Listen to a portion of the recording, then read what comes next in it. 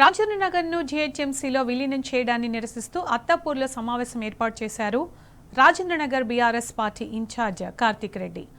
రాజేంద్రనగర్, అత్తాపూర్, శంషాబాద్ సర్కిల్స్ను సైబరాబాద్ మున్సిపల్ కార్పొరేషన్లు విలీనం చేయాలని మెజారిటీ ప్రజలు రాజకీయ పార్టీలు విన్నవించినా నిరసనలు చేసినా ప్రభుత్వం పట్టించుకోలేదన్నారు. రాజేంద్రనగర్ నియోజకవర్గం అస్తిత్వాన్ని దెబ్బతీస్తున్న కాంగ్రెస్ ప్రభుత్వానికి రాను గుణపాఠం చెబుతారన్నారు. సంబంధించిన 12 వార్డులను కూడా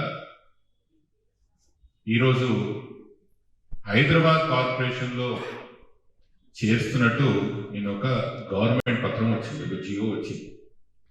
సైబరాబాద్ ని ఒక ప్రాంతంగా చేసి, మేడ్చల్ మల్కాజ్గిరిని ఒక కార్పొరేషన్ చేసి, హైదరాబాద్ కార్పొరేషన్ ఒక కార్పొరేషన్ చేస్తే, ఈ కార్పొరేషన్ లో సింహభాగమైన రాయన్న నియోజకవర్గాన్ని తీసుకుపోయి హైదరాబాద్ కార్పొరేషన్ లో కలుపుతున్నట్టు నిన్న ప్రభుత్వ ఉత్తరాలు అంటే గవర్నమెంట్ జియో ఒకటి బయటికి రావడం జరిగింది.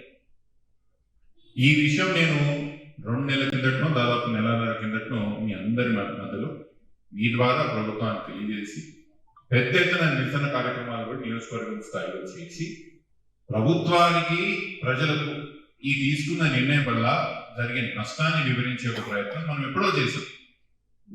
ప్రభుత్వానికి తెలియదనేది ఏం లేదు, ఇక్కడ ఉన్న ప్రజలకి దీని పట్ల స్పష్టత లేదని కూడా లేదు. మనం ముందే దీని గురించి మాట్లాడినాం. ఎమ్మెల్యే గారి దగ్గరికి కూడా అఖిలపక్షంగా మా పార్టీకి సంబంధించిన కొంతమంది నాయకులే కానీ వివిధ పార్టీలకు సంబంధించిన నాయకులు పోయి ఎమ్మెల్యే గారికి కూడా విజ్ఞప్తి చేయడం జరిగింది. నాకు తెలిసి ఎమ్మెల్యే గారు కూడా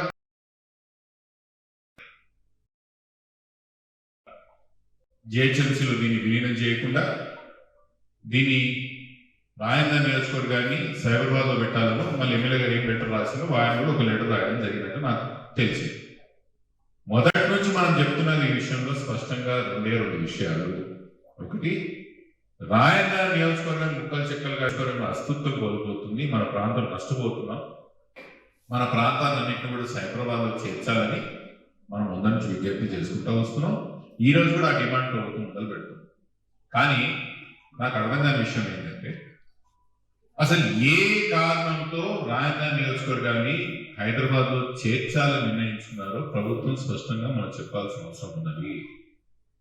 హైదరాబాద్ 3 కార్పొరేషన్ లాగా చేసినప్పుడు Medchal Malkajgiri 75 corporation, 75 corporator, Cyberabad corporation 75 corporator, మన హైదరాబాద్ కార్పొరేషన్కి వచ్చే వరకు 150 కార్పొరేషన్ పెట్టాల్సిన అవసరం ఏముండదు.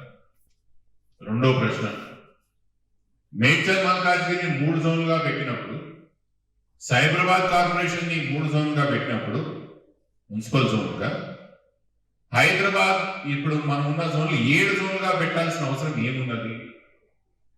జనాభా కూడా ఆ 2 కార్పొరేషన్లు కలిపి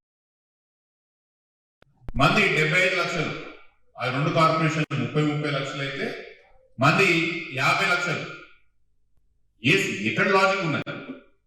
చేసేవంటి కారణాలు, చేసేవంటి ఈ కార్పొరేషన్లు ఈ యొక్క మొత్తం ప్రక్రియలో ఎక్కడ సాహిత్యం ఉన్నది, ఎక్కడ సాంకేతికం ఉన్నది, ఎక్కడ శాస్త్రీయం ఉన్నది, లాజిక్ ఏడున్నది, సైన్స్ ఏడున్నది?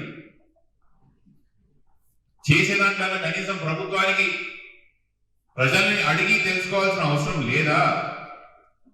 స్థానికంగా ప్రజాభిప్రాయం తెలుసుకోవాల్సిన అవసరం లేదా? ఈ ప్రాంత ప్రజల యొక్క మనోభావాలు తెలుసుకోవాల్సిన అవసరం లేదా?